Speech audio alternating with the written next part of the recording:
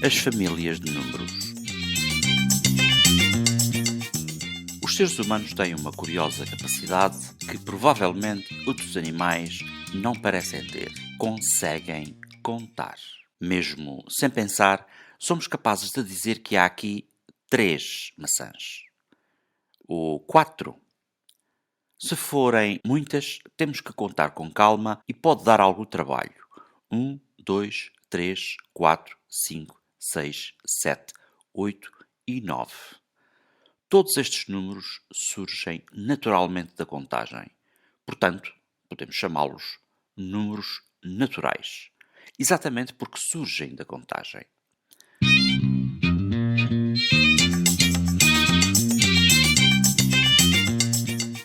Os seres humanos no Paleolítico não tinham grande necessidade de contar objetos. Mas quando surgiu a pastorícia, surgiu a necessidade de contar, por exemplo, ovelhas. Com o comércio, iniciou-se a troca de produtos e a necessidade de tudo registar. Até mesmo registar quando vendíamos todas as ovelhas. E aí surge a invenção do zero, representar o nada. Assim, passamos a ter outra família de números, os números inteiros, onde entra o zero. Números inteiros que representam quantidades inteiras. Podemos representar ovelhas, mesmo quando elas já fugiram. Assim, há os números naturais, o conjunto n, os números inteiros, o conjunto n0.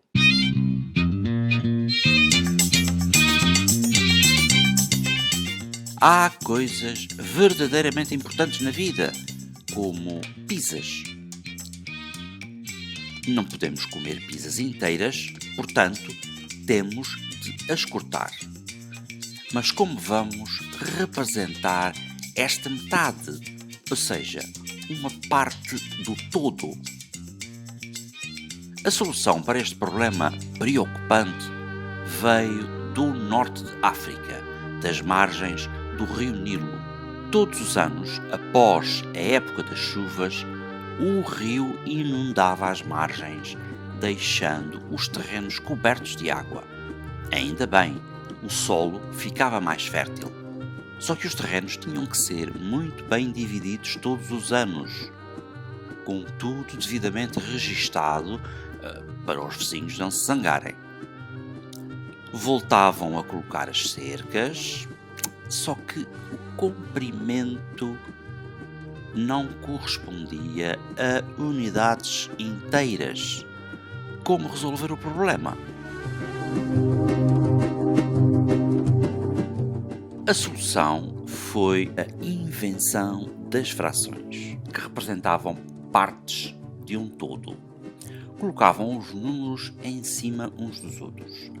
Passaram muitos séculos sempre representando um número em cima do outro, até que no século XVII o matemático Blaise Pascal decidiu introduzir o traço de fração. Merci, Monsieur Pascal. Assim, resolvemos também o problema da representação de uma metade de uma pizza. Uma pizza a dividir em duas partes, portanto uma divisão, é representada por uma fração, 1/2. Ora, uma fração representa um quociente. Temos assim, portanto, uma nova família de números, os números racionais. São números que podem ser representados por uma fração.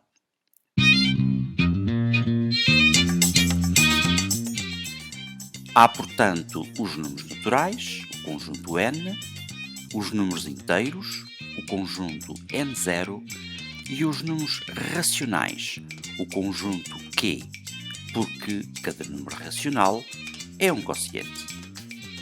Mas por que se chamam números racionais?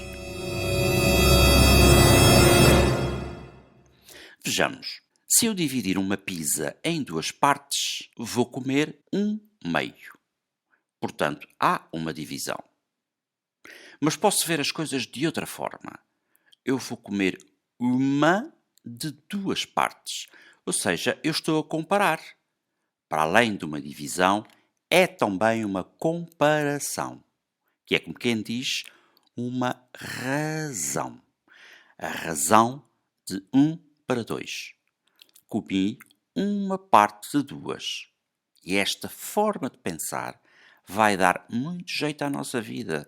Portanto, são números racionais porque representam uma razão, uma comparação entre quantidades. Até já!